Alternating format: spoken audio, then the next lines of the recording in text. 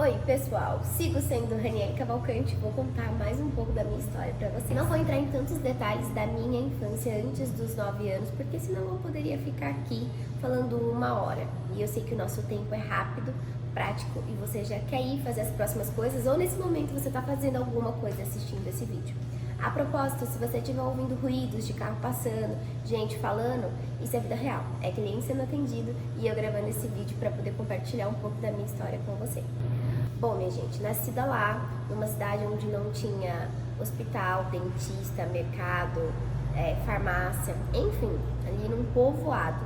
Imaginem vocês que a minha expansão de consciência ou os meus sonhos eram limitados àquela realidade, já que eu não tinha acesso às outras coisas que acontecia pelo mundo afora. Até porque na minha cidade tinha um único telefone para todo mundo se comunicar.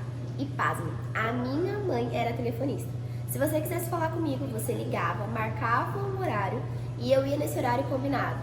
Parecia tipo confessionário, você ficava lá dentro e conversava ali com a pessoa e tinha um horário a ser cumprido. Geralmente ela fazia um agendamento real de quanto tempo você ia conversar com aquela pessoa. Esse lugar se chamava PS. E aí ficava ali agendado e você tinha uma média de 10 minutos para atualizar as fofocas com a sua amiga. Vocês imaginam uma situação dessa? Pois bem, foi daí que eu vim. Com 9 anos nós chegamos em Boituva. Meu avô conseguiu um emprego na cana-de-açúcar, a minha avó foi costurar.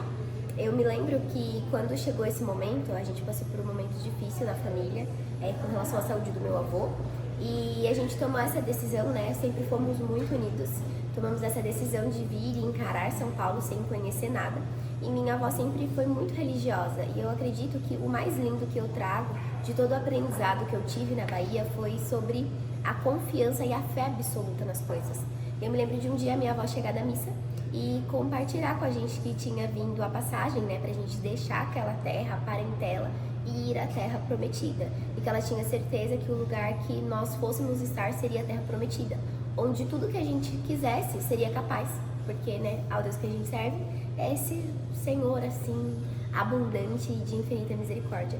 E eu tenho certeza, assim, que foi nesse momento que eu coloquei dentro da minha cabeça que quando eu chegasse em Boituva, eu ia ser capaz de realizar tudo que eu me comprometesse e me propôs. Acredito que isso, sem dúvida, foi uma coisa assim que eu acreditei com todos os átomos do meu ser.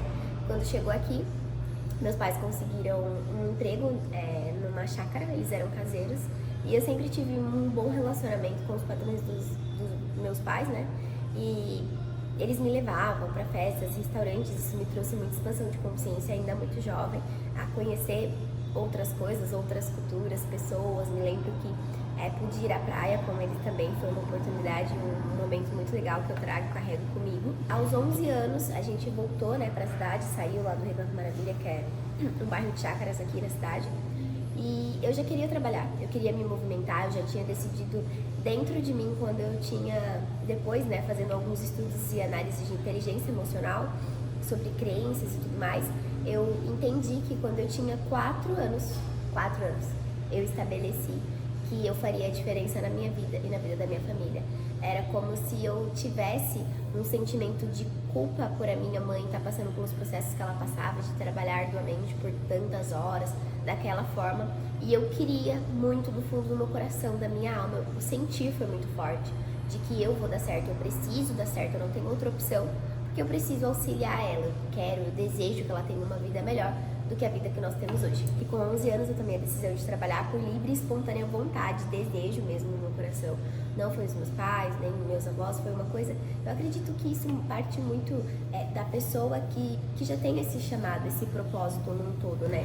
E aí nós recebemos a oportunidade, né? Minha tia e minha avó trabalhavam numa loja e a moça tinha acabado de ganhar uma neném e eu recebi a oportunidade de ser babá. Imaginem vocês, eu sendo babá aos 11 anos de 2 garotinhas. Uma tinha por média de 1 ano e 2 meses e a outra 2 meses. Mas, gente, eu fiz aquilo com tanto primor, porque, assim, uma das coisas que eu sempre me comprometi foi a fazer tudo que eu me comprometesse, o meu 100%, o meu melhor. Eu sempre fui aquela louca da sala de aula que se tirava 9,5, 9,8, 9,9, ficava revoltada, com cara feia, emburrada.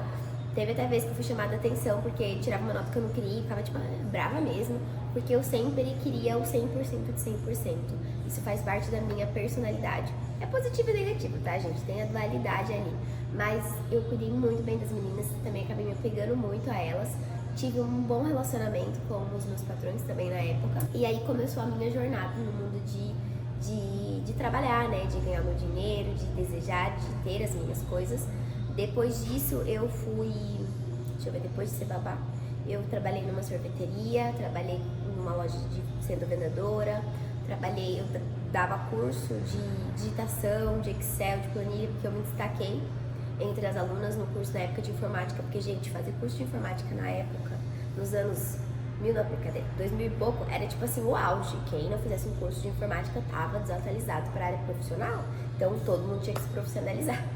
E aqui estamos na era do digital, né? E aí eu tive a oportunidade de dar algumas aulas na época. Depois disso, né, gente, trabalhei na feira, trabalhei em lanchonete. Uma coisa que eu gostava era de trabalhar. Eu cheguei a superar o Julius. Teve uma época que eu tinha 3 empregos ao mesmo tempo. E fazia freelance ainda se sobrasse um tempo, porque eu sempre fui dessa. Isso tudo aconteceu até os meus 13 anos. Quando eu fiz 13 anos, eu recebi a oportunidade de fazer um freelance no paraquedismo. Fui fazer, gostei muito. Realmente queria fazer parte, pertencer àquele mundo, àquela escola. Acabei entrando numa escola inicialmente, passei aproximadamente 3 meses, mas eu não me identifiquei com a parte administrativa na época. Eu não conseguia me alinhar com a cultura da empresa na época e saí, mas tive a oportunidade de conhecer muitas pessoas e por isso recebi a oportunidade de estar me integrando em uma outra escola, que era uma escola integrada com o hotel, que foi onde eu passei a grande outra parte até encontrar esse meu chamado. Fiquei uma média de 5 anos, eu entrei com 13 e tirei a minha carta lá. Eu me lembro que uma coisa muito curiosa, quando a gente tem desejo do fundo da nossa alma mesmo, as coisas realmente acontecem. Eu ia trabalhar no começo a pé, né, porque era a pé, era a possibilidade que tinha. Gente, eu não sei assim falar em quilômetros a distância, mas era longe. Tipo, do Vercelina até Paraquedismo, você acha que dá quanto tempo?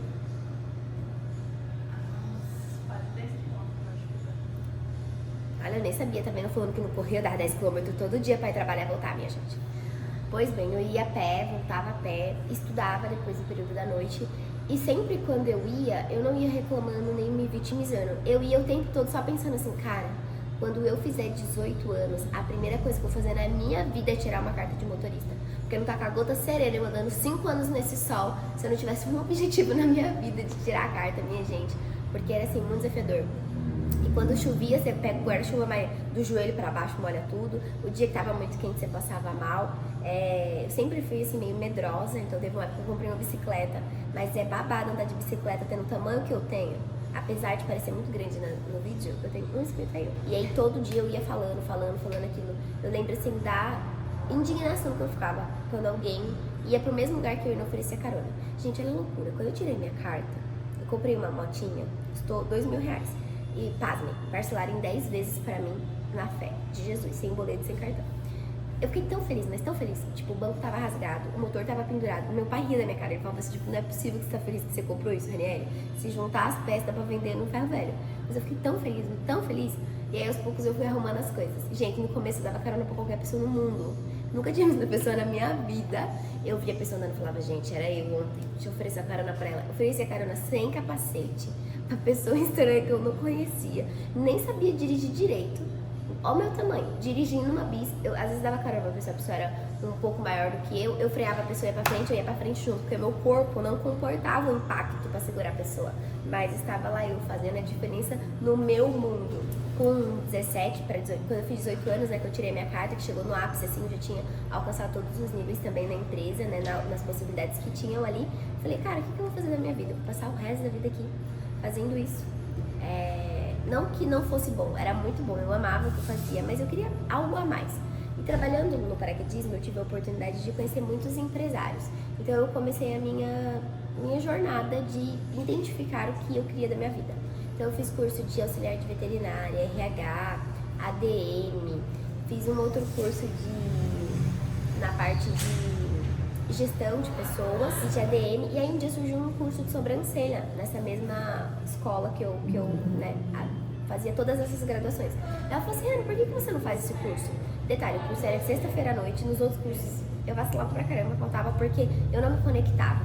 E eu falei assim, se eu já não me conectei no curso, como é que eu vou trabalhar com isso? E eu queria muito entrar numa empresa, porque toda a jornada de crença da minha família era sempre voltada pro CLT. Eu não tinha ninguém que tinha empreendido, então assim, eu não tinha nenhuma referência pra buscar ou pra acreditar que aquilo era possível. E ela falou, por que você não faz curso de sobrancelha? Eu falei, sobrancelha? Só que, gente, já tinha feito cada cagada na minha sobrancelha, que eu falei, dos males um menor, né? Se eu fizer o curso, mas o que vai acontecer? Eu atender a mim mesma, a minha família ali e tal. E isso, fiz despretensiosamente. Na época, até me lembro que a sobrancelha custava R$5, tá? Porque a mesma pessoa que fazia o cabelo, fazia a sobrancelha, fazia a depilação, fazia a maquiagem, arrumava a noiva, limpava o salão. Era pra aquela pessoa que fazia um pouco de tudo, mas não tinha ainda esse super nicho, né, de ser especialista em algo. E eu me lembro que eu fiz o curso e eu amei, fiquei muito empolgada. Eu falei, mãe, é isso que eu vou fazer da minha vida. Ela falou, tá ficando louca? Vai passar fome.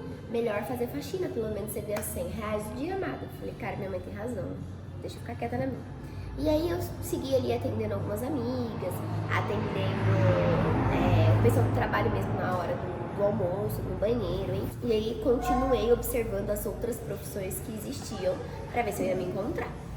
Um belo dia, sabe quando aquela pessoa chega, que ela até brilha, que parece que Deus coloca e fala assim, pois bem, eu vi essa mulher e falei, caraca, que mulher incrível, o que será que ela faz? E aí ela preenche a ficha, né, na hora de saltar de paraquedas, e lá tem um campo de profissão. Obviamente eu fui lá dar uma olhadinha no que a mulher fazia, né?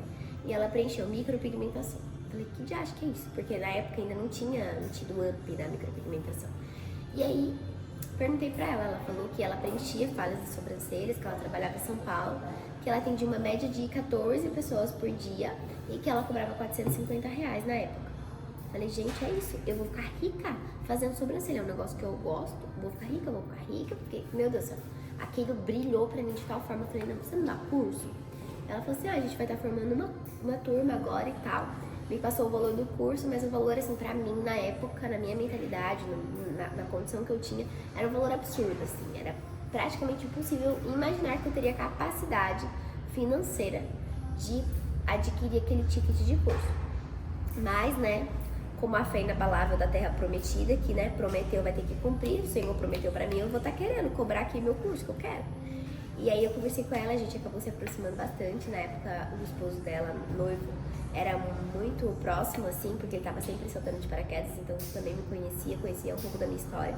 E eles me deram a possibilidade de ficar no hotel na casa dela, no apartamento, porque eu teria que pagar um hotel para fazer o curso em São Paulo. Então eu não paguei o curso e eu não tinha cartão de crédito e eles parcelaram por mês para mim, para eu pagar diretamente para eles. Por quê? Porque eu tive a coragem de perguntar, de falar as minhas possibilidades dentro da condição que eu tinha para fazer acontecer. Então muitas vezes é falta de permissão de nós mesmas para as coisas que a gente quer da nossa vida. Então muitas vezes a gente deseja do fundo do nosso ser fazer algo, mas a gente já coloca dentro da gente que não é possível, ou que não vai ter como, ou que não existe possibilidade, mas muitas vezes a gente nem tenta, a gente nem pergunta, a gente não vai atrás. Então esse vídeo de hoje é pra que você se pergunte hoje, o que é que você tem limitado para você mesma, que você sabe que se você perguntar, o como deixa pra Deus, mas faz a sua parte, porque a mulher que você decide ser hoje vai determinar o seu futuro. Então que você seja essa mulher hoje, a que você almeja ser lá na frente. Até o próximo vídeo, se inscreva no canal e deixe sua curtida.